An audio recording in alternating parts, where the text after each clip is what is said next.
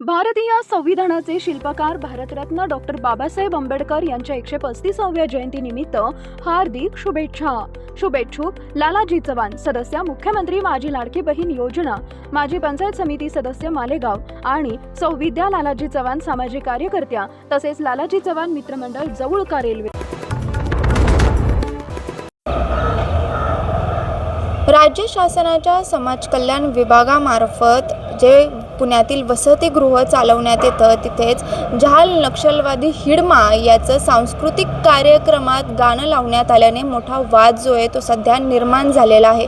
सांस्कृतिक कार्यक्रमादरम्यान पुण्यातील विश्रांतवाडी येथे समाज कल्याण विभागातील वसतिगृह आहे तेथील विद्यार्थ्यांनी या जहाल नक्षलवादाचं उदात्तीकरण होत असलेलं जे गाणं आहे ते लावल्यामुळे हा संपूर्ण वाद जो आहे तो सध्या पुण्यामध्ये आहे जो निर्माण झाल्याचं आपल्याला पाहायला मिळत आहे. खरं तर पाहायला गेलं तर काही महिन्यांपूर्वीच जे सुरक्षा दल आहेत त्यांनी या हिडमा नावाचा जो नक्षलवादी होता त्याचा खात्मा केलेला होता. मात्र सध्या त्याचं गाणं जे आहे ते एका सांस्कृतिक कार्यक्रमादरम्यान विद्यार्थ्यांनी आदिवासी पेहराव करत सादर केल्याने एक मोठा वाद जो आहे तो निर्माण झाल्याचं पाहायला मिळते. खरं तर या संपूर्ण प्रकरणाची जी दखल आहे ती आता पुणे पोलिसांनी ATS आणि समाज कल्याण विभाग जे आहेत त्यांनी देखील घेतलेली आहे. मात्र दुसरीकडून विद्यार्थ्यांकडून असं सांगण्यात येत आहे की आम्हाला या गाण्याबद्दल काहीही माहिती नव्हती, आम्हाला फक्त त्याची ट्यून जी आहे ती आवडली. सांस्कृतिक कार्यक्रमादरम्यान एक आदिवासी जे गाणं असतं ते शोधत होते आणि त्याच्यात त्यांना हे गाणं सापडलं आणि त्याची ट्यून आवडल्यामुळे त्यांनी हे सादर केलेलं आहे असं विद्यार्थ्यांकडून सांगण्यात येत आहे. तसंच समाज कल्याण विभागाचे उपायुक्त विशाल लोंढे यांनी देखील असं सांगितलेलं आहे की विद्यार्थ्यांना या गाण्याबद्दल काहीही माहिती नव्हती, विद्यार्थ्यांना फक्त ट्यून आवडली त्याच्यामुळे त्यांनी ते सादर केलेलं आहे. मात्र अनावधानाने हे जे संपूर्ण गाणं जे आहे ते विद्यार्थ्यांकडून वाजवण्यात आलं. मात्र यात विद्यार्थ्यांची अशी काही चूक असेल असं त्यांना वाटत नाही. या संपूर्ण प्रकरणी विशाल लोंढे यांनी नेमकी काय माहिती दिली आहे पाहूयात. बाबासाहेब आंबेडकरांच्या 135व्या जयंतीनिमित्त दिनांक 11, 12, 13 या तीनही दिवशी विश्रांतवाडी परिसरातली आपली सामाजिक न्याय विभागाच्या अंतर्गत जे हॉस्टेल्स आहेत इथल्या विद्यार्थ्यांनी एकत्र मिळून आपलं स्नेहसंमेलन आणि जयंती प्रित्यर्थ वेगवेगळे कार्यक्रम आयोजित केले होते.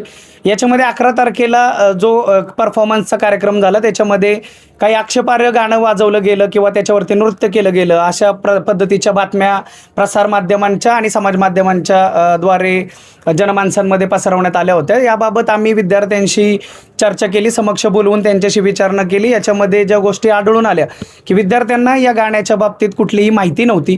जो परफॉर्मन्स त्यांनी दिला तो त्यांनी 1 तासभरापूर्वी ठरवून ते गाणं घेतलं. सोशल मीडियावरून विविध म्युझिक शोधलं की ज्या आदिवासी कल्चर आपलं शो करतील आणि त्याच्या थीमवरच आधारित त्यांनी वेशभूषा देखील केलेली होती. ती देखील त्यांनी तातडीने आपण म्हणूया की आजूबाजूला असणाऱ्या ज्या वस्तू आहेत लिटरली झाडपाला शेजारचा घेऊन त्यांनी ते डोक्यात खोवणं आणि मग त्या पद्धतीने परफॉर्म करणं अशा बाबी सगळ्या घडलेल्या आहेत. जे गाणं वाजलं गेलं हे आक्षेपार्ह आहे हे या विद्यार्थ्यांना माहिती देखील नव्हतं. अशा पद्धतीचा ज्या गोष्टींचा त्या गाण्यामध्ये उल्लेख आहे ते जे आपण ज्याचा आक्षेप घेत आहोत तर या नावाचे त्या भागामध्ये पर्वत आहेत असे हे विद्यार्थी आम्हाला सांगत देखील आहेत.